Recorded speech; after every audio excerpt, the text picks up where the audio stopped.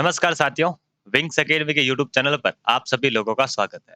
मैं हूं दिनेश और आप मेरे साथ में हैं कल की चर्चा को आगे बढ़ाने के लिए। जैसा कि कल की चर्चा के अंदर अपन ने पढ़ा था, संधि संधि की अपन ने शुरुआत की थी संधि की अपन ने शुरुआत की थी और इसके अंदर अपन ने देखा कि क्या होती है संधि की परिभाषा, क्या होती है संधि शब्द का शाब्दिक अर्थ और उनके प्रकारों की चर्चा अपन ने की थी। और अपन ने शुरुआत की थी स्वर संधि की और स्वर संधि की शुरुआत की थी स्वर संधि का पहले प्रकार की। ठीक है? तो उसी चर्चा को आगे बढ़ाते हुए आज बढ़ते हैं आगे। तो कैसे हो सब लोग? उम्मीद करता हूँ कि आप सब लोग अच्छे होंगे, स्वस्थ होंगे, मस्त होंगे और अपनी पढ़ाई को बेहद अच्छे तरीके से कर रहे होंगे। तो आज की क्लास शुरू करने से पहले थोड़ा-सा मैं जो अपन ने कल पढ़ा था, उसको एक बार वापस से देखते हुए आगे की क्लास को वापस चलाते हैं। ठीक है? तो कल अपन ने पढ़ा संधि। संधि शब्द का अर्थ अपन ने समझा कि संधि शब्द का अर्थ क्या होता है, यानी कि संधि शब्द का अर्थ हुआ मेल, जोड़ या फिर समझौता। फिर अपन ने देखा संधि शब्द का शाब्दिक अर्थ क्या होता है। तो संधि दो शब्दों से मिलकर बना है, सम प्लस धी। सम का अर्थ हो जाता है सम्मान और धी का अर्थ हो जाता है धारण करना। फिर अपन ने संधि की परिभाषा देखी। तो संधि की परिभाषा होती है कि दो शब्दों के मेल से जो विकार उत्पन्न होता है उन्हें क्या कहते हैं? उन्हें संधि कहते हैं। फिर आगे अपन ने समझा कि संधि और संयोग, ये दो शर्तें अपन ने समझी थी कि संधि किस परिस्थिति के अंदर होती है और संयोग किस स्थिति के अंदर होता है। तो संधि, जैसा कि मैंने परिभाषा के अंदर बताया, कि दो शब्दों के मेल से यदि विकार उत्पन्न हो रहा है, क्या हो रहा है? विकार उत्पन्न हो रहा है, यानी कि शब्दों के मेल से परिवर्तन हो रहा है, तब तो क्या है? संधि है। और यदि उसके अंदर विकार नहीं हो रहा, तब तो है संयोग। फिर अपन ने समझा कि संधि सगोश और अघोष होता है, तब संधि होती है, या फिर अघोष और सगोश का मेल होता है, तब संधि होती है। और यदि सगोश का सगोश के साथ मेल हो जाता है, तो संयोग होता है। और अघोष का अघोष के साथ मेल होने पर क्या होगा? संयोग होगा। फिर आगे अपन ने पढ़ा फिर आगे अपन ने संधि के प्रकारों की बात की। संधि के प्रकारों की बात की और संधि के प्रकार अपन ने पढ़े थे। स्वर संधि, व्यंजन संधि और विसर्ग संधि। फिर आगे अपन ने शुरुआत की थी स्वर संधि की। किसकी शुरुआत की? स्वर संधि की शुरुआत की। तो स्वर संधि की परिभाषा किस प्रकार से बनेगी? तो स्वर संधि की परिभाषा आपने देखी कि दो स्वरों के मेल से जो विकार उत्पन्न होता है, उन्हें स्वर संधि कहते हैं। बहुत ही साधारण सी परिभाषा अपन देखने की कोशिश कर रहे हैं कि दो स्वरों के मेल से जो विकार उत्पन्न होगा, उन्हें क्या कहेंगे? उन्हें संधि कहेंगे। फिर स्वर संधि के पुनः अपन ने 5 प्रकार देखे। कितने प्रकार देखे? 5 प्रकार देखे। दीर्घ स्वर संधि, गुण स्वर संधि, वृद्धि स्वर संधि, यण स्वर संधि और अयादि स्वर संधि। इस प्रकार से अपन ने स्वर संधि के 5 प्रकार देखे। फिर अपन ने शुरुआत की थी कि इन पांचों प्रकार की संधियों के क्या नियम बन सकते हैं और उन्हें अपन किस प्रकार से याद कर सकते हैं, उनकी अपन ने चर्चा की। तो जैसा कि मैंने आपको बताया कि आपको कुछ छोटी-छोटी शर्तों को याद रखना है, आपको हिंट के रूप में वो मिल जाएँगे, तो आपको नियम अच्छे से याद हो जाएँगे। ठीक है? तो दीर्घ स्वर संधि के अंदर मैंने आपको जो छोटी-सी शर्त बताई थी कि आपको क्या क्या याद रखना है? तो आपको याद रखना था सजातीय स्वर। कौन से याद रखने थे? कि यदि सजातीय स्वर आ जाए, सजातीय स्वर। अब सजातीय स्वर कौन से होते हैं? उनके बारे में अपन ने कल की क्लास के अंदर चर्चा की थी। और यदि आपने कल की क्लास नहीं देखी है, तो विंग्स अकेडमी जोधपुर के यूट्यूब चैनल पर आप जाकर उस क्लास को देख सकते हैं और संधि का जो मूलतः अ, बेसिक डिटेल है, वो आप दे सकते हैं। ठीक है? तो आपको दीर्घ स्वर संधि के अंदर क्या याद रखना है? कि सजातीय स्वर हो। क्या हो? सजातीय स्वर हो। सजातीय स्वर कौन-कौन से होते हैं? उनकी चर्चा अपन जब दीर्घ स्वर संधि पढ़ेंगे उस समय करेंगे। फिर मैंने आगे आपको बताया कि गुण स्वर संधि को आप किस प्रकार याद रखोगे? तो गुण स्वर संधि के अंदर आप याद रखोगे कि अ या आ के बाद में ई आए या ऊ आए या फिर क्या मिले? या फिर री मिले तो इनका क्या करना है कि इनके मेल से क्या बनेगा? इनके मेल से बनेगा ए ओ अर। क्या बनेगा? ए ओ अर बन जाएगा। ए ओ और अर बन जाएगा। फिर आगे आपके सामने लिखा आ रहा है यण स्वर संधि। तो यण स्वर संधि का क्या है नियम? तो जैसे कि मैंने आपको बताया कि ये जो बीच के 3 स्वर है, जो बीच के 3 स्वर है, उनको यहाँ पे रख दो। जो गुण स्वर संधि का उत्तर पद है, उसको यण स्वर संधि के उत्तर पद में रख दो। जो गुण गुण स्वर संधि का पूर्व पद है, उसको यण स्वर संधि के उत्तर पद में आपको रखना है। ठीक है? तो जब मैं इनको उत्तर पद में रखता हूं, तो यहाँ पे क्या रखना है? ई, उ और री। और इनके बाद में यदि असमान स्वर आता है, असमान स्वर कौन से होते हैं? जो आपको यहाँ पे स्वर दिए गए हैं, इनके अलावा जो भी स्वर होंगे, इनके अलावा जैसे कि जैसे कि आपके सामने लिखा आ रहा है ई, जैसे कि आपके सामने लिखा आ रहा है उ और री। इनके अलावा जो भी स्वर होंगे, वो कौन होंगे? वो असमान स्वर होंगे। तो इनके योग से क्या बन जाएगा? इनके योग से क्रमशः बन जाएगा य, व और र। इतनी सी बातें आपको समझ में आई कि नहीं आई? अगर आपको नियम याद हो रहे हैं, तो वीडियो को लाइक कर दो। ठीक है? फिर अपन ने आगे बात की थी वृद्धि स्वर संधि की। वृद्धि स्वर संधि का नियम अपन ने क्या देखा? जिस प्रकार से अपन यहाँ पे पढ़ रहे हैं कि अ या आ के बाद में ई उ री आए, और अब आपको वृद्धि स्वर संधि के अंदर क्या करना है कि अ या आ के बाद में, अ या आ के बाद में, और यहाँ पे अपन ने ई उ री ले लिया। इसके अलावा जो भी शेष स्वर रह जाते हैं, उनको यहाँ पे रख दो। ए, आई, ओ और औ। ओ और औ ये आ जाए, तो इनके अंदर अपन को क्या करना था कि संधि क्या पढ़ रहे हैं? वृद्धि संधि पढ़ रहे हैं। तो आपको इन स्वरों में क्या करनी है? इन स्वरों में आपको वृद्धि करनी थी। इनके अंदर आपको क्या करनी थी? बस सिंपल सा आपको इनके अंदर वृद्धि करनी थी। इस प्रकार से आप इस संधि को भी याद रख सकते हैं। जिस प्रकार से अपन ने इन 3 स्वरों को यहाँ पे नीचे सरकाया, उसी प्रकार से आपको जो ये बीच के 4 स्वर दिए गए हैं, अयदि संधि के अंदर, उसी प्रकार से आपको नीचे सरकाना था। जब मैं इनको नीचे सरका देता हूँ, तो यहाँ पे क्या लिखूंगा? ए, आई, ओ, औ। क्या लिखना है? औ लिखना है। और इसके बाद में जैसा यहाँ पे लिखा कि असमान स्वर आए, उसी प्रकार से आगे आपको यहाँ पे ये लिखना है कि असमान स्वर। क्या लिखना है? असमान स्वर यहाँ पे आपको लिखना है। तो याद बहुत आसानी आसानी से अपन कर सकते हैं। क्या याद रखना है? यहाँ पे आपको याद रखना है सजातीय स्वर। यहाँ पे आपको क्या याद रखना है कि अ या आ के बाद में क्या आए? ई उ री आए, तो ए ओ अर। और आगे आपको याद रखना क्या है? ये तो आपने यहाँ से यहाँ सरका दिया, असमान स्वर याद रखने की आवश्यकता नहीं है। और उसके बाद में याद रखने की चीज क्या है? य, व, र। और यहाँ पे अ या आ के बाद में जिस प्रकार से गुण स्वर संधि के अंदर लिखा, उसी प्रकार से यहाँ पे लिख देंगे। और इनके अलावा जो शेष स्वर है, उनको यहाँ पे रख दिया। तो इनका क्या बन जाएगा? तो संधि है वृद्धि संधि, तो इनके अंदर अपन ने वृद्धि कर दी। उसी प्रकार से यहाँ पे अपन ने क्या लिखा? ए, आई, ओ और औ। और इनके बाद में असमान स्वर आए, तो क्रमशः इनका क्या बन जाएगा? तो इनका बन जाएगा संधि कौन सी पढ़ रहे हैं? अयदि संधि पढ़ रहे हैं। तो पहला क्या लिखेंगे? अय लिख देंगे।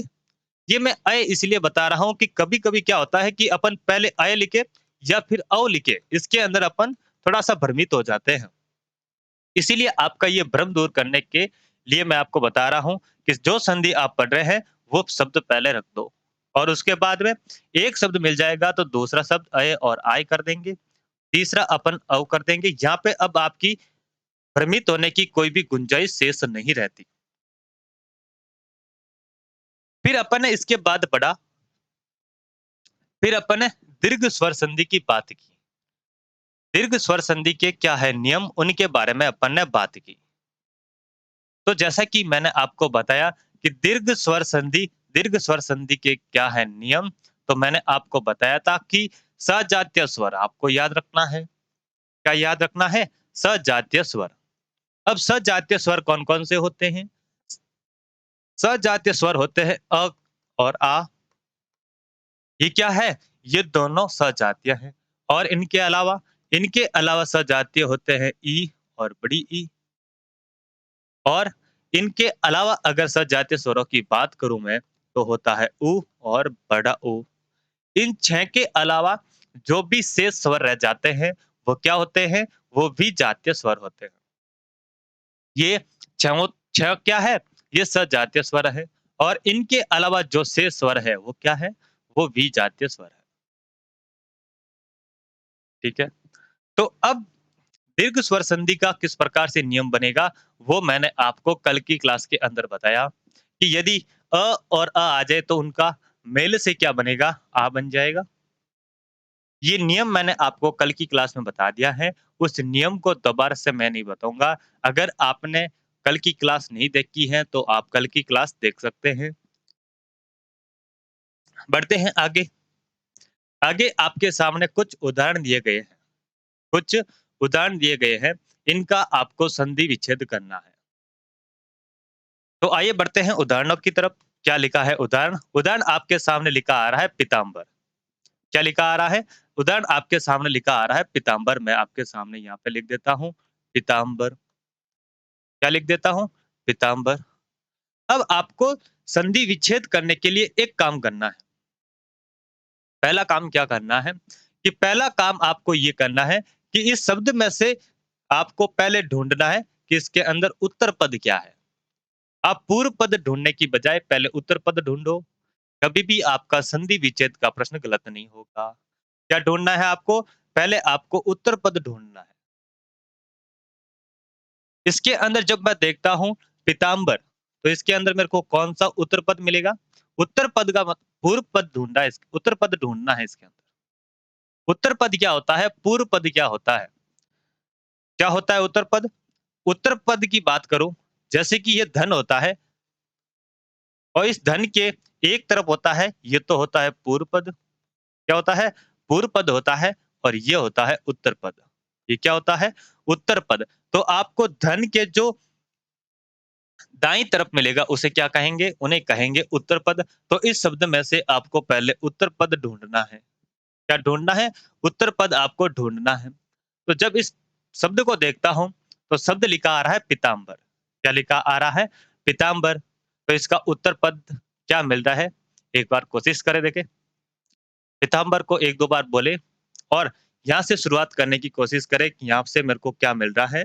तो यहाँ से मेरे को मिल रहा है, जब मैं यहाँ से यहाँ तक जाता हूँ तो मेरे को यहाँ पे मिलता है अंबर। क्या मिलता है? अंबर। मेरे को यहाँ से मिलता है अंबर। जब अंबर मिल गया तो आगे मेरे को क्या मिल रहा है? आगे मेरे को मिल रहा है पीत। क्या मिल रहा है? पीत मेरे को आगे मिल रहा है। क्या मिला मेरे को? पीत मेरे को आगे मिला। और जब मैं वापिस से इसका संधि करके देखता हूँ कि क्या मैंने इसका संधि विच्छेद जो किया वो सही है या फिर गलत है। तो यहाँ पे नियम के अनुसार इस ताक के अंदर किसकी मात्रा है? इस ताक के अंदर आ की मात्रा है। किसकी मात्रा मिली? अ की मात्रा मिली। और इस ता से पहले क्या है? इस ता से पहले पी है। इस ता से पहले क्या है? पी है। और ये ये धन, ये वाला धन। और इसके बाद में मेरे को अ मिल रहा है। आ के बाद में हलंत के साथ में म और ब और र। इसको आप शेष को यथावत लिख दो। अब नियम के अनुसार मेल कहाँ पर हो रहा है? मेल हो रहा है इन दोनों का, अ और अ का। किनका मेल हो रहा है? अ और अ का मेल हो रहा है। तो दीर्घ स्वर संधि का नियम क्या कहता है कि अ के साथ में आ आए, तो इन दोनों के मेल से शब्द क्या बनेगा?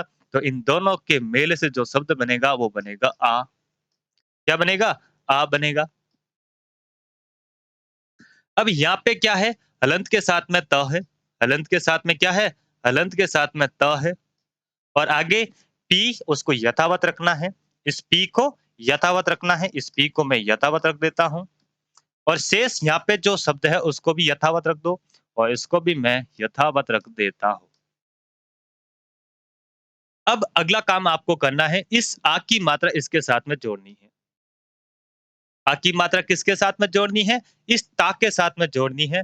जब आ की मात्रा इस ता के साथ में जोड़ता हूँ, तो त के साथ में आ की मात्रा जुड़ेगी, तो शब्द क्या बन जाएगा? शब्द बन जाएगा ता, और आगे आपको मिल रहा है पी, और शेष शब्द है उसको यथावत रख दो, तो क्या शब्द बन गया आपका? पुनः शब्द बन गया आपका पीताम्बर। शब्द क्या बन गया? पीताम्बर आपका शब्द बन गया। किस प्रकार से इसकी संधि विच्छेद करना है, किस प्रकार से वापस इसको संधि करके देखना है, ठीक है? ये आपने अच्छे से समझा। अगला उदाहरण देखते हैं। अगला उदाहरण आपके सामने लिखा आ रहा है महात्मा। अगला उदाहरण क्या लिखा आ रहा है? अगला उदाहरण आपके सामने लिखा आ रहा है, अगला उदाहरण आपके लिखा आ रहा है महात्मा।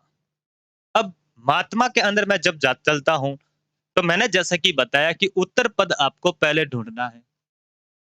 क्या ढूँढना है पहले? उत्तर पद आपको पहले ढूँढना है। जब इसके अंदर आप उत्तर पद की खोज में निकलते हैं, तो आपको उत्तर पद के रूप में क्या मिलता है? तो उत्तर पद के रूप में मेरे को मिलता है आत्मा। उत्तर पद के रूप में क्या मिलता है? आत्मा मेरे को मिलता है। यहाँ ता से पहले इस आ की मात्रा है, ता से पहले आ की मात्रा मिल रही है, यानी कि उत्तर पद मेरे को क्या मिला? उत्तर पद मेरे को मिला आत्मा। उत्तर पद क्या मिला? आत्मा मेरे को उत्तर पद मिला, और शेष यहाँ पे क्या बच जाता है? तो शेष यहाँ पे बच जाता है महा। शेष क्या बच जाता है? शेष यहाँ पे बच जाता है महा। अब पुनः वही काम करना है कि इस ह के साथ में किसकी मात्रा? इस ह के साथ में आ की मात्रा, और यहाँ पे आपको क्या मिल रहा है? यहाँ पे आपको आ मिल रहा है। यहाँ पे आपको क्या मिल रहा है? यहाँ पे आपको आ मिल रहा है, और इस आ का इस आ के साथ में जब मेल होता है, तो दोनों के मेल से शब्द क्या बन जाता है? आ बन जाता है। अब यहाँ से आपको माँ रखना है, यहाँ से माँ रखना है, और माँ के साथ में ह हलंत के साथ में, और आगे आपको जो शेष बच जाता है उसको यथावत रखना है।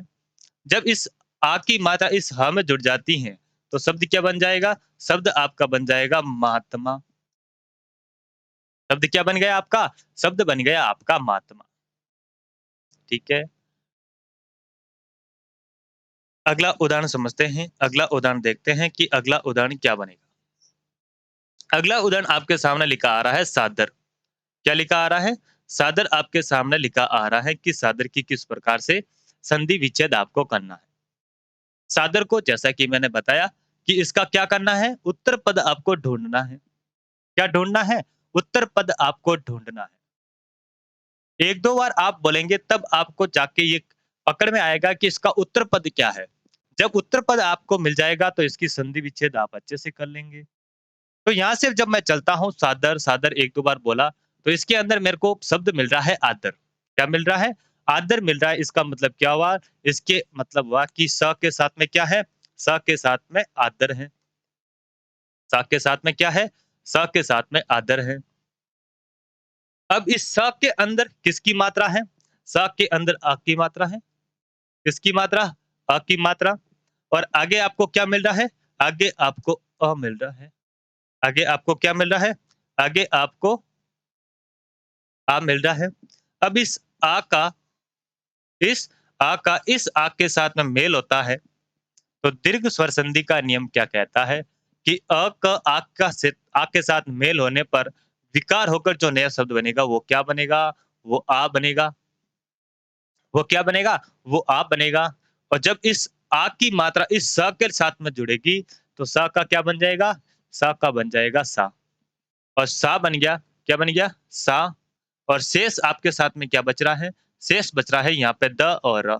तो नया शब्द क्या बन जाएगा पुनः? तो संधि से नया शब्द बना सादर। क्या बना? सादर बना। सादर का अर्थ हो जाता है कि आदर सहित। तो इस स का शब्द का अर्थ क्या होता है? इसका अर्थ होता है सहित। ठीक है? अगला आपके सामने उदाहरण लिखा आ रहा है दावानल। आगे क्या लिखा आ रहा है? दावानल आपके सामने लिखा आ रहा है। यहाँ पे जब आप देखते हैं कि यहाँ पे उत्तर पद के रूप में क्या मिल रहा है, तो उत्तर पद के रूप में मेरे को यहाँ पे मिल रहा है अनल। क्या मिल रहा है? अनल यहाँ पे उत्तर पद के रूप में मेरे को मिल रहा है। अनल का अर्थ क्या हो जाता है? जब आप शब्द शुद्धि पढ़ते हैं, जब आप शब्द युग्म पढ़ते हैं, तो वहाँ आप पढ़ते हैं कि अनल का मतलब हो जाता है आग। अनल का मतलब क्या हो जाता है? आग। तो संधि अपने आप में सिर्फ एक टॉपिक नहीं है। संधि अपने आप में एक टॉपिक नहीं है। संधि के अंदर अपन लगभग 4 टॉपिक एक साथ पढ़ते हैं। किस प्रकार से? एक अपन पढ़ते हैं शब्द शुद्धि, कि शब्द को शुद्ध किस प्रकार से लिखना है। दूसरा अपन पढ़ते हैं जैसे कि मैंने आपके सामने लिखा अनल, तो अनल का एक अर्थ हो जाता है आग। अनल का अर्थ क्या होता है? आग। अब आग का एक क्या हो गया अनल? पर्यायवाची हो गया। अनल एक क्या हो गया दूसरा? दूसरा हो गया शब्द युग्म, ठीक है? तो कहने का तात्पर्य मेरा इतना सा है कि संधि अपने आप में एक टॉपिक नहीं होता, संधि के साथ में आप 4 टॉपिक पढ़ते हैं। कौन-कौन से? एक आप पढ़ते हैं शब्द युग्म, शब्द शुद्धि, पर्यायवाची और विलोम शब्द आपके यहाँ से बहुत अच्छे तैयार हो जाते हैं। अगर आपको ये 4 टॉपिक पढ़ने हो, उससे पहले आपको संधि वाला टॉपिक पढ़ लेना चाहिए। भले ही आपके सिलेबस में संधि हो या ना हो, ठीक है? तो यहाँ पे मेरे को शब्द मिला अनल और यहाँ पे शेष क्या बच जाता है? तो यहाँ पे शेष बच जाता है दाव। क्या बच जाता है? दाव शेष शब्द बच जाता है। अब आपको यहाँ पे दोबारा लिख-लिख के नहीं सीखना। अब आप यहाँ पे देख सकते हैं कि इस व के साथ में किसकी मात्रा? अ की मात्रा है और आगे आपको क्या मिल रहा है? आगे आपको अ मिल रहा है। अब दिमाग के अंदर ही अंदर आपको विचार करना है, उस नियम को याद करना है कि अ के साथ में अ आता है, तो शब्द क्या बन जाएगा? आ बन जाएगा। तो यहाँ पे जब इन दोनों के मेल से आ बन रहा है, तो आ की मात्रा जब इस व के साथ में जुड़ जाएगी, तो पुनः शब्द क्या बन जाएगा? दावानल बन जाएगा। और यदि मैं इस दावानल की बात करूँ, तो इसका अर्थ क्या होता है? इसका अर्थ होता है जंगल की आग। क्या होता है? जंगल की आग, ठीक है? अगला उदाहरण आपके सामने लिखा आ रहा है रामाधार। क्या लिखा आ रहा है? रामाधार लिखा आ रहा है। अब यहाँ से आप आराम से इसका उत्तर पद ढूँढ सकते हैं। बहुत साधारण सा उदाहरण है कि यहाँ पे रामाधार लिखा आ रहा है, तो इसका उत्तर पद क्या होगा? इसका उत्तर पद हो जाएगा आधार। इसका उत्तर पद क्या मिल रहा है आपको? आधार मिल रहा है। तो मैंने यहाँ पे लिख दिया आधार। क्या लिख दिया? आधार मैंने यहाँ पे लिख दिया और शेष आपका जो बच जाता है वो होता है राम। क्या हो जाता है? राम आपका हो जाता है। आगे आपके सामने लिखा आ रहा है रत्नाकर। रत्नाकर के अंदर भी मेरे को उत्तर पद आराम से मिल गया। क्या? इसके अंदर मेरे को मिला आकार। क्या मिला? आकार। और आगे आपको क्या मिल रहा है? आगे आपको पूर्व पद के रूप में रत्न मिल रहा है। क्या मिल रहा है? रत्न आपको पूर्व पद के रूप में मिल रहा है। उसी प्रकार से यहाँ पे आपके सामने लिखा आ रहा है धर्मात्मा। क्या लिखा आ रहा है? धर्मात्मा लिखा आ रहा है और धर्मात्मा के अंदर उत्तर पद क्या मिल रहा है? उत्तर पद के रूप में मेरे को मिल रहा है आत्मा। क्या मिल रहा है? आत्मा मेरे को मिल रहा है और आगे पूर्व पद के रूप में क्या बच जाएगा? तो पूर्व पद के रूप में बच जाता है धर्म। अब इनके नियम किस प्रकार से लग रहे हैं ये आप लोग अच्छे से समझ गए कि इस म के साथ में कौन है? आ की मात्रा है और आगे आपको आ मिल रहा है। आगे क्या मिल रहा है? आ मिल रहा है। तो अ का आ के साथ में मेल होने पर जो नया शब्द बनता है वो क्या बनता है? आ बनता है। क्या बनता है? आ बनता है। आगे आपके सामने उदाहरण के रूप में मिल रहा है। आगे आपके सामने उदाहरण के रूप में मिल रहा है सत्यार्थ। तो सत्यार्थ के अंदर उत्तर पद के रूप में आपको क्या मिल रहा है? उत्तर पद के रूप में मिल रहा है अर्थ। क्या मिल रहा है? अर्थ आपको उत्तर पद के रूप में मिल रहा है। तो इस अर्थ को आप यहाँ पे लिख दो। इस अर्थ को आप यहाँ पे लिख दो और पूर्व पद के रूप में क्या है? पूर्व पद के रूप में है सत्य। पूर्व पद के रूप में क्या है? पूर्व पद के रूप में मिल रहा है सत्य। तो इस प्रकार से इस शब्दों की अपन ने क्या देखी? संधि विच्छेद करके देखी। तो आप इन सभी की क्या कर सकते हैं? संधि विच्छेद कर सकते हैं और इनके अलावा और भी शब्द आपके सामने मैं लेके आया हूँ, ठीक है? इनका आपके संधि क्या हुआ है? आपको इन शब्दों के किस प्रकार से संधि करेंगे, आइए देखते हैं। आपके सामने मैं उदाहरण लेके आया हूँ नित्य धन आनंद, नित्य धन आनंद। इस अब आपको क्या करना है? आपको बस यहाँ पे देखना है कि इसके अंदर मात्रा किसकी है। इसके अंदर मात्रा किसकी है? इस य के अंदर मात्रा है आ की। इस य के अंदर मात्रा किसकी है? अ की। और आगे आपको क्या दिया हुआ है? आगे आपको दिया हुआ है आ। क्या दिया हुआ है? आ दिया हुआ है। अब आपको यहाँ पे क्या करना है? इस अ का इस आ के साथ में मेल होने पर शब्द क्या बन जाएगा? आ बन जाएगा। शब्द क्या बन जाएगा? आ बन जाएगा। अब आपको क्या करना है? इस आ की मात्रा इस य के साथ में जोड़ देनी है। इस आ की मात्रा इस य के अंदर जोड़ देनी है और शब्द क्या बन जाएगा? शब्द बन जाएगा नित्यानंद। शब्द क्या बन जाएगा? शब्द बन जाएगा नित्यानंद।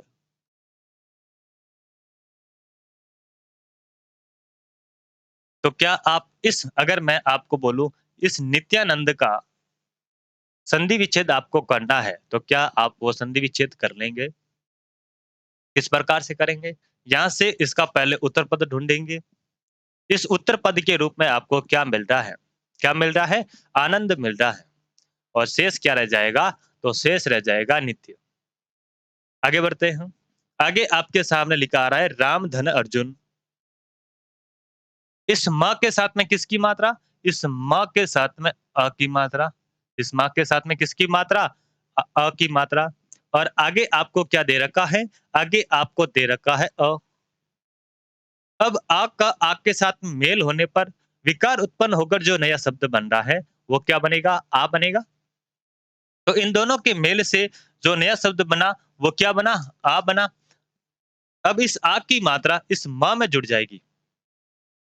इस आ की मात्रा इस म में जुड़ जाएगी, तो शब्द क्या बन जाएगा? तो शब्द आपका बन जाएगा रामार्जुन। शब्द क्या बन जाएगा? रामा अर्जुन। उसी प्रकार से आगे आपके सामने लिखा आ रहा है रेखा धन अंकित। क्या लिखा आ रहा है? रेखा धन अंकित। इस ख के अंदर किसकी मात्रा? इस ख के अंदर आ की मात्रा।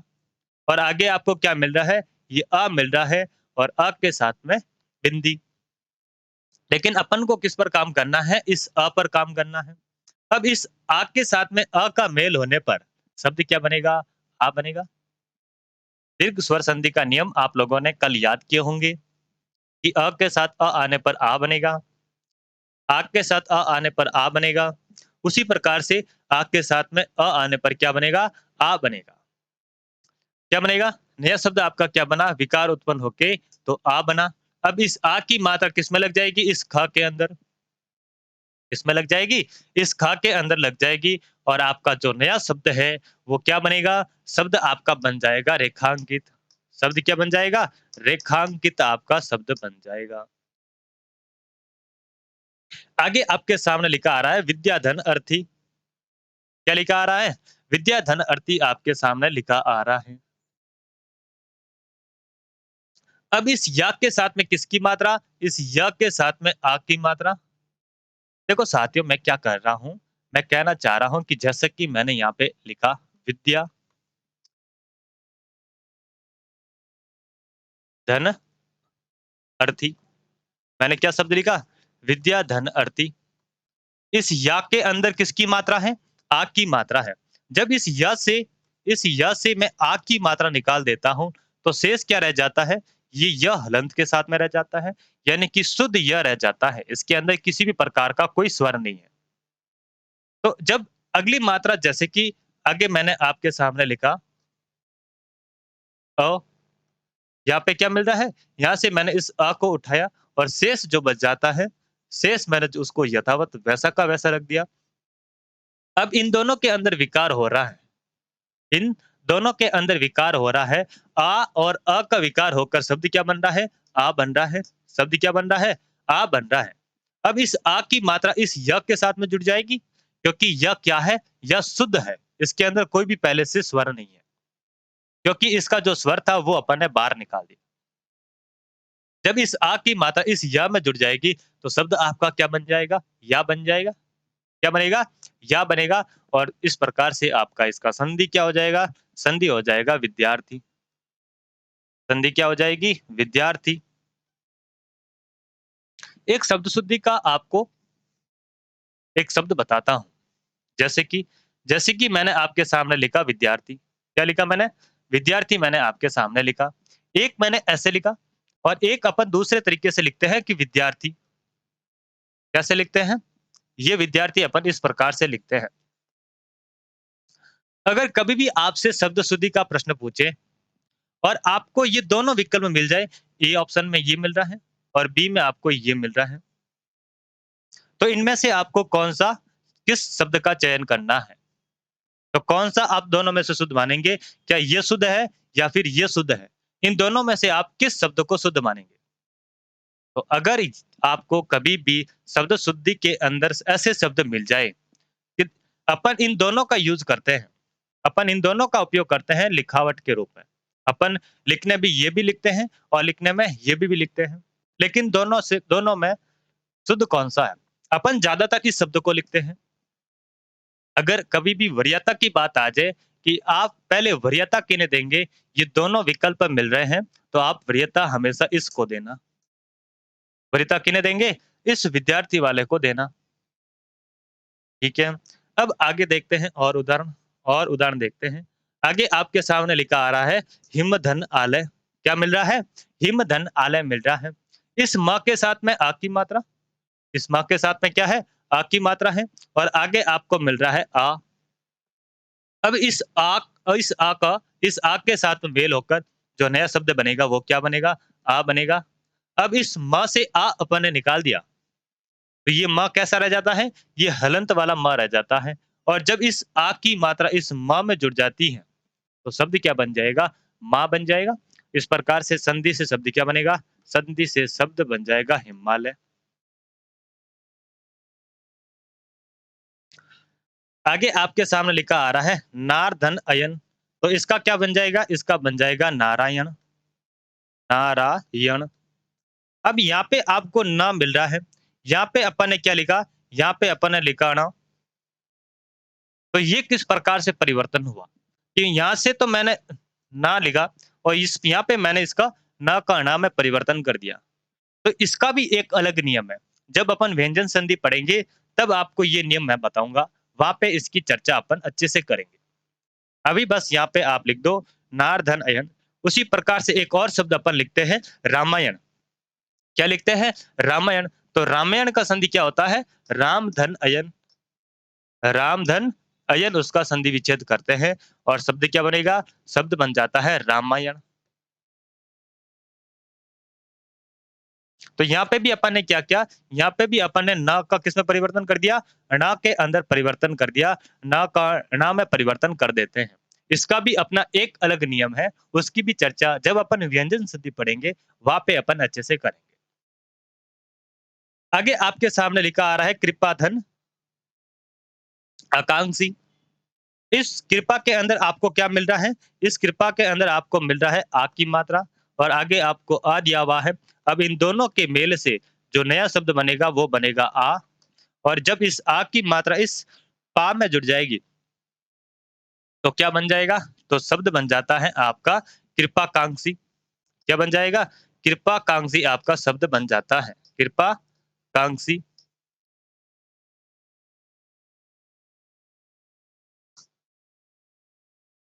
आगे आपके सामने लिखा आ रहा है विद्याधन अनुराग। विद्याधन अनुराग। इस अनुराग का मतलब क्या होता है? इस अनुराग का मतलब होता है प्रेम। प्रेम, स्नेह, जो भी आप कहना चाहे। तो विद्या धन अनुराग, इस अ का इस आ के साथ में मेल होने पर शब्द क्या बनेगा? आ बनेगा और जब इस आ की मात्रा इस या में जुड़ जाएगी तो क्या बन जाएगा? विद्या बन जाएगा। क्या बन जाएगा? विद्या बन जाएगा और नया शब्द बनेगा आपका विद्यानुराग। विद्यानुराग। इस अनुराग का अर्थ क्या हो जाता है? इस अनुराग का अर्थ हो जाता है प्रेम, स्नेह। ये शब्द शुद्धि का बहुत अच्छा शब्द है अनुराग। आगे आपके सामने लिखा आ रहा है कदा धन अपि। क्या लिखा आ रहा है? कदा धन अपि। इस दाग के साथ में आ की मात्रा, इस दाग के साथ में आ की मात्रा, आगे आपके सामने अ मिल रहा है। इन दोनों के मेल से जो शब्द बनेगा वो आ बनेगा और नया शब्द आपका बन जाएगा कदापि। क्या बन जाएगा? कदापि आपका नया शब्द बन जाएगा। आप इनके अलावा और भी शब्द देख सकते हैं। इनके अलावा और भी शब्द देख सकते हैं जिससे आपका एक तो शब्द भंडार अच्छे से हो जाएगा आपकी शब्द शुद्धि भी तैयार हो जाएगी और बाकी जो भी मैंने आपको अध्याय बताए वो भी अच्छे से हो जाएँगे। और उदाहरणों की बात करते हैं। जो पहले के 2 उदाहरण अपन ने देखे 2 स्लाइड पर, वो थे आ के साथ में। और आ का जो जोड़ा बन रहा था कि इनका किस प्रकार से होता है। अब आगे आपके ई का जोड़ा देखते हैं। अब अगला उदाहरण देखते हैं, आपके सामने लिखा आ रहा है गिरिंद्र। क्या लिखा आ रहा है? गिरिंद्र। तो इसका संधि विच्छेद क्या होगा? तो इसका संधि विच्छेद हो जाएगा। अब आपको इसके अंदर पहले कौन-सा पद ढूँढना है? उत्तर पद ढूँढना है।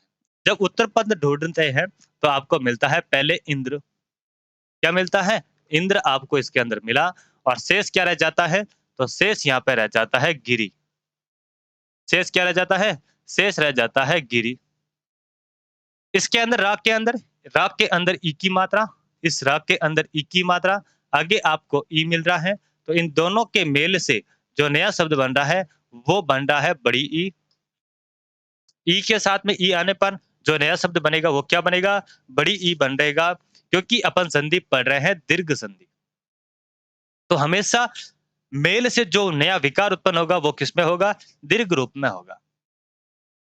आपको बस इतना सा याद रखना है कि सजातीय स्वर संधि कौन सी? दीर्घ स्वर संधि। दीर्घ स्वर संधि पढ़ रहे हैं तो विकार से जो नया बनेगा शब्द उसको किस प्रकार से करना है? उसका दीर्घ रूप लेकर करना है। अब इस ई की मात्रा इस र के साथ में जुड़ जाएगी, तो क्या बन जाएगा? आपका पुनः ये गिरिंद्र बन जाएगा। पुनः क्या बन जाएगा? गिरिंद्र आपका पुनः शब्द बन जाएगा। आगे आपके सामने लिखा आ रहा है अभिप्सा।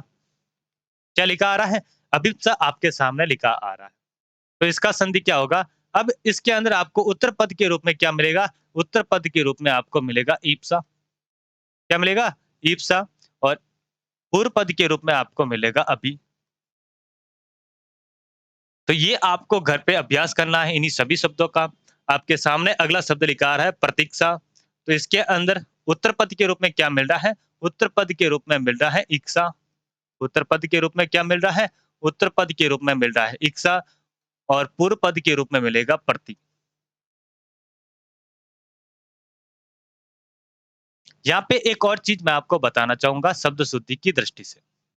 शब्द शुद्धि की दृष्टि से अगर आप कभी भी जो उपसर्ग वाले शब्द लिखते हैं, जैसे कि यहाँ पे मैंने लिखा अभी, जैसे कि मैंने यहाँ पे लिखा प्रति, ये उपसर्ग है।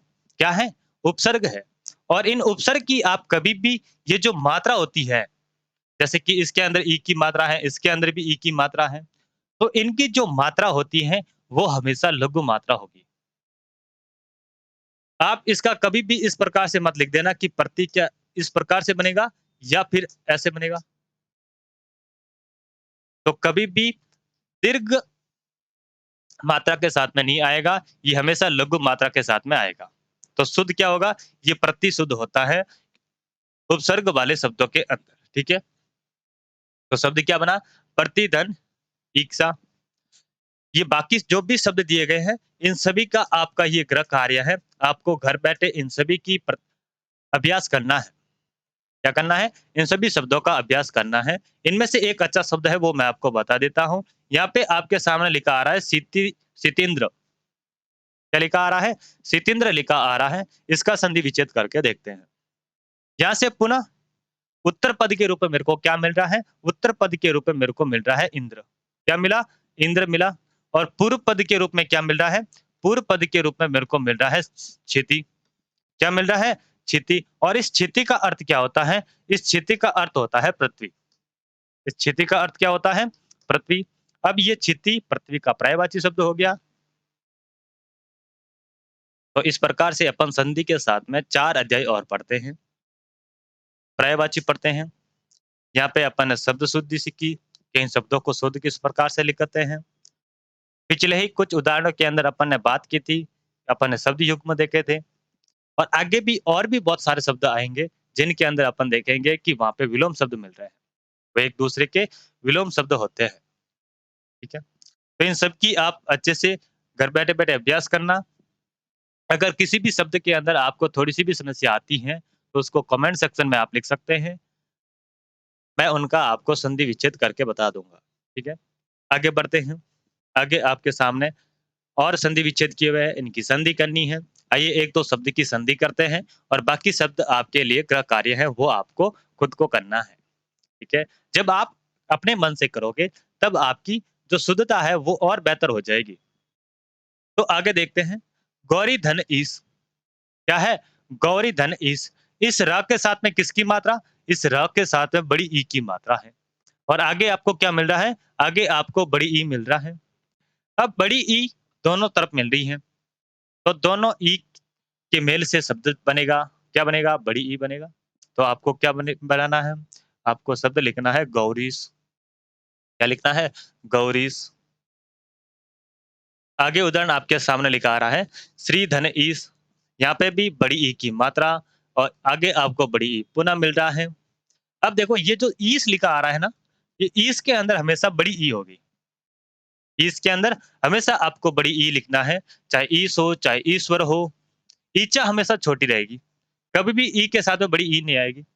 ईचा हमेशा कैसी होनी चाहिए? इच्छा हमेशा छोटी होनी चाहिए। ये शब्द शुद्धि के शब्द है। कौन से हैं? शब्द शुद्धि के। इच्छा हमेशा छोटी होनी चाहिए। ईश्वर हमेशा बड़ा होना चाहिए। ईश का भी अर्थ क्या होता है? ईश का भी अर्थ होता है स्वामी, ईश्वर। तो ये दोनों आपस में क्या हो जाते हैं? ये दोनों आपस में पर्यायवाची कह सकते हैं। इसका भी मतलब ईश्वर होता है, स्वामी होता है।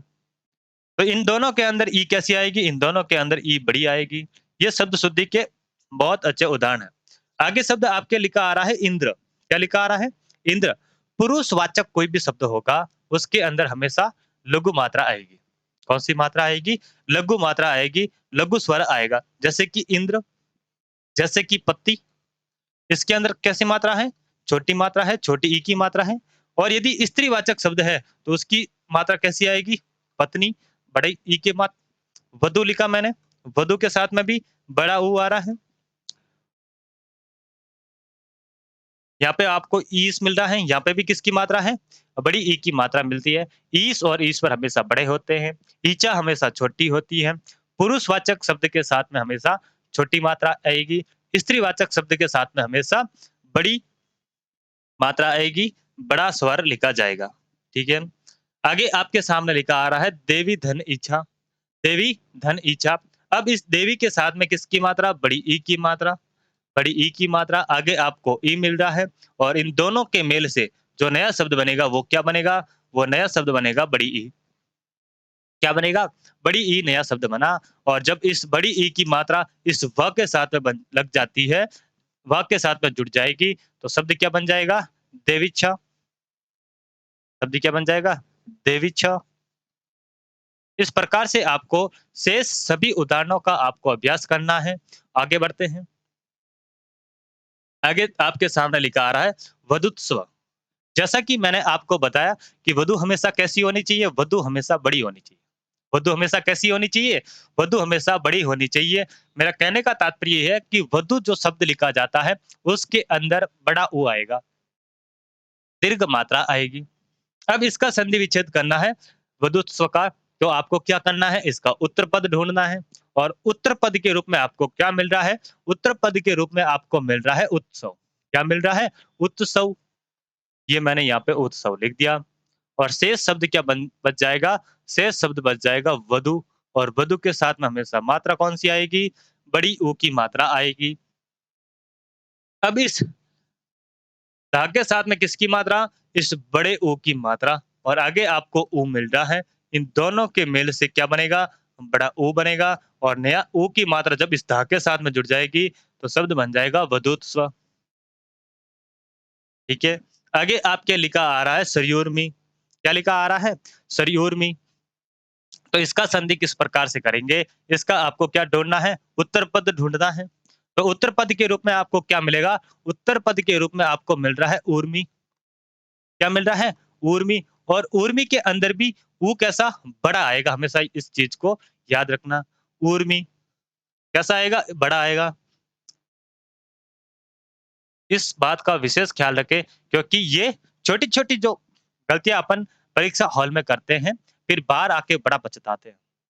यार इसके अंदर मैंने ऊ की मात्रा कर दी जबकि बड़ा ऊ होना चाहिए था। तो इन शब्दों को आपको ध्यान में रखना है ताकि इन गलतियों के बाद आपको पछताना ना पड़े कि अगर मैं ये गलती नहीं करता तो मेरा सवाल सही हो जाता। तो इसके अंदर अपन को बड़ा ऊ मिला और आगे क्या मिलता है? आगे बच जाता है सरयू। क्या बच जाता है? सरयू।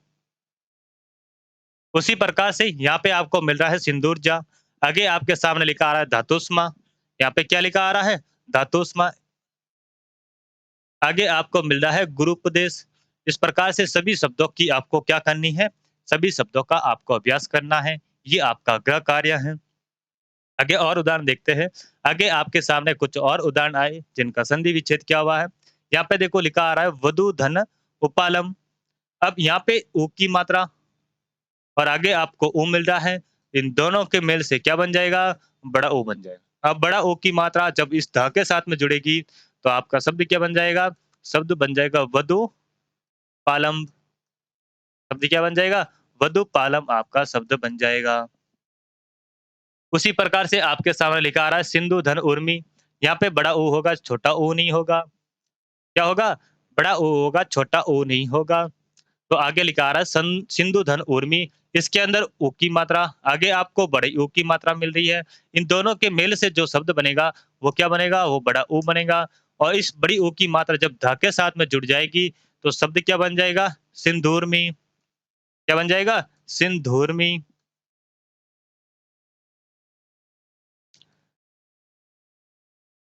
इस प्रकार से आपको इन सभी शब्दों का अभ्यास करना है और इनके अलावा और भी आपको कोई शब्द मिलता है तो उनको भी आपको अभ्यास करना है जिससे आपका शब्दकोश वाला जो हिस्सा है वो अच्छा हो जाएगा। ठीक है? बढ़ते हैं आगे, देखते हैं गुण संधि। आगे आपके सामने लिखा आ रहा है गुण संधि। अपन ने अभी तक क्या पढ़ा? अपन ने पढ़ा दीर्घ स्वर संधि। दीर्घ स्वर संधि की अपन ने क्या-क्या नियम होते हैं, उनको किस प्रकार से याद रखते हैं, वो अपन ने देखा। और इसके अलावा अपन ने देखा दीर्घ स्वर संधि के सभी नियम। दीर्घ स्वर संधि के अंदर 3 जोड़े बनते हैं, अ और आ का, ई और ई का, उ और ऊ का। इन तीनों जोड़ों के अलग-अलग अपन ने उदाहरण देखे। संधि अगर पूछे तो उनका संधि किस प्रकार से करना है और यदि संधि विच्छेद पूछे तो उनका संधि विच्छेद किस प्रकार से करना है, वो अपन ने सीखा। ठीक है? आगे आपके सामने लिखा आ रहा है गुण संधि। गुण संधि को अपन किस प्रकार से पढ़ेंगे? गुण संधि के नियम अपन किस प्रकार से याद करेंगे? जैसा कि मैंने आपको शुरुआत की क्लास में बताया था कि इनको याद रखने का तरीका क्या होगा, आइए उसको एक बार वापिस से देख लेते हैं। बस सिंपल सा आपको क्या काम करना है कि अ या आ के बाद में अ या आ के बाद में क्या मिले? ई मिल जाए या बड़ी ई मिल जाए। अ या आ के बाद में अ या आ के बाद में उ या बड़ा ऊ मिल जाए। अ या आ के बाद में अ या आ के बाद में री। हिंदी के अंदर छोटी री प्रचलन में है, बड़ी री प्रचलन में नहीं होती, इसीलिए यहाँ पे अपन लघु री को ही लेके चलेंगे। क्या है नियम? कि अ या आ के बाद में ई मिले, तो इन दोनों के मेल से इन दोनों के मेल से शब्द क्या बन जाएगा? इन दोनों के मेल से शब्द बन जाएगा ए। आगे क्या लिखा आ रहा है कि अ या आ के बाद में क्या मिले? उ। यहाँ पे आपको दोनों लेने हैं, लघु और दीर्घ। छोटी ई भी लेनी है, बड़ी ई भी लेनी है। छोटा ऊ भी लेना है, बड़ा ऊ भी लेना है। कि अ या आ के बाद में ई या ई मिलता है तो क्या हो जाएगा? ए हो जाएगा। और अ या आ के बाद में ऊ या बड़ा ऊ मिलता है तो क्या हो जाएगा? इनका ओ हो जाएगा। क्या हो जाएगा? इनका ओ हो जाएगा। और यदि अ या आ के बाद में री मिलता है, अ या आ के बाद में री मिलता है तो क्या हो जाएगा?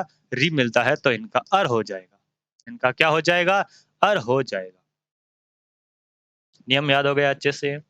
इस प्रकार से अपन ने ये नियम को याद किया था कि अ या आ के बाद में ई, उ और री। बस आपको छोटा-सा हिंट आपको मिल रहा है कि अ या आ के बाद में ई, उ, री आए तो इनका क्या बन जाएगा? ए, ओ, अर बन जाता है। क्या बन जाता है? ए, ओ, अर बन जाता है। आइए देखते हैं इनके उदाहरण किस प्रकार से बनते हैं। पहला उदाहरण आपके सामने लिखा आ रहा है गणेश। क्या लिखा आ रहा है? गणेश आपके सामने लिखा आ रहा है। तो आइए समझते हैं कि गणेश का अपन संधि विच्छेद किस प्रकार से करेंगे। शब्द मैं यहाँ पे लिखता हूँ गणेश। मैंने आपके सामने लिखा गणेश। अब आपको जैसा कि मैंने बताया कि पहले आपको कौन-सा शब्द ढूँढना है? उत्तर पद को ढूँढना है। तो इसके अंदर उत्तर पद के रूप में मेरे को क्या मिल रहा है? जब मैं गणेश का 1-2 बार उच्चारण करता हूँ तो गणेश, गणेश तो मेरे को मिला ईस। क्या मिला? यहाँ से मेरे को ईस मिल रहा है। क्या मिल रहा है? ईस मिल रहा है। और ईस शुद्ध रूप से किस प्रकार से लिखा जाता है, ये अपन ने अभी 2-5 मिनट पहले समझा। ई के अंदर हमेशा कौन ईस के अंदर हमेशा ई कैसी होगी? बड़ी ई होगी। कैसी ई होगी? बड़ी ई होगी। चाहे ईस हो, चाहे ईश्वर हो। हमेशा कौन-सी ई के साथ में आएँगे? बड़ी ई के साथ में आएँगे। यहाँ से मैंने ई को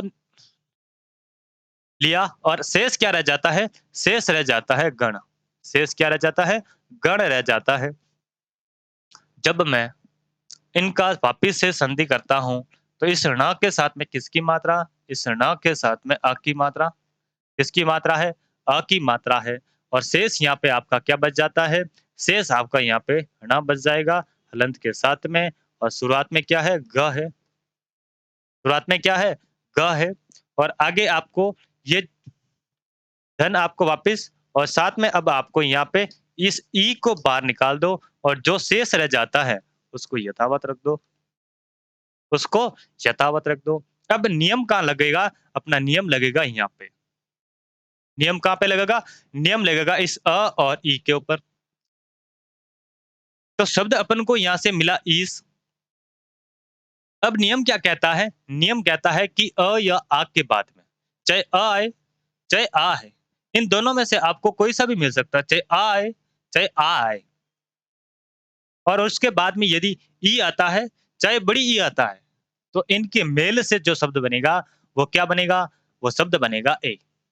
तो यहाँ पे शब्द जो बनेगा, वो शब्द क्या बन जाएगा? इन दोनों के मेल से जो शब्द बनेगा, वो शब्द बनेगा ए।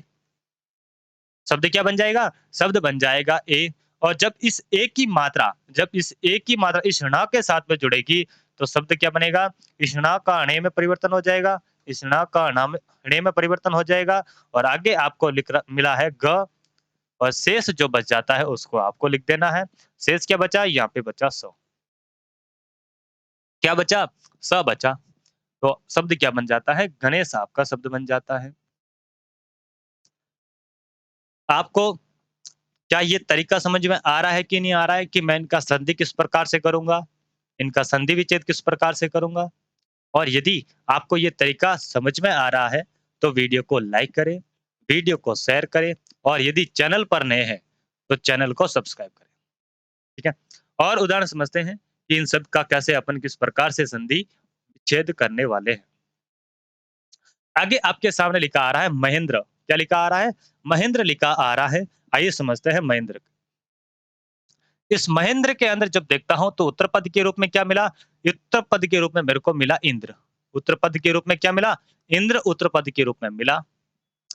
जैसा कि मैंने बताया था कि पुरुषवाचक शब्दों को हमेशा लघु स्वर के साथ में लिखना है। तो इंद्र के अंदर ई कैसा आएगा? ई हमेशा छोटा आएगा। और यहाँ पे आपको क्या बच जाता है? यहाँ पे आपका बच जाता है महा।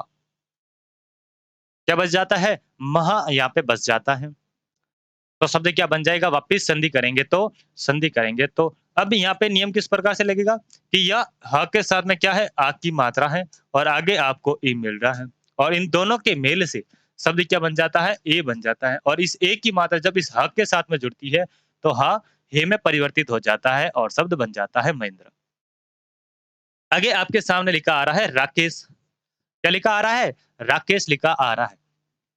तो राकेश का संधि विच्छेद किस प्रकार से होगा? तो इसके अंदर आपको वापिस से उत्तर पद के रूप में क्या मिल रहा है? ईस मिल रहा है। क्या मिल रहा है? ईस मिल रहा है। तो यहाँ पे मैंने इसको ईस को लिख दिया। किसको लिख दिया? ईस को मैंने यहाँ पे लिख दिया।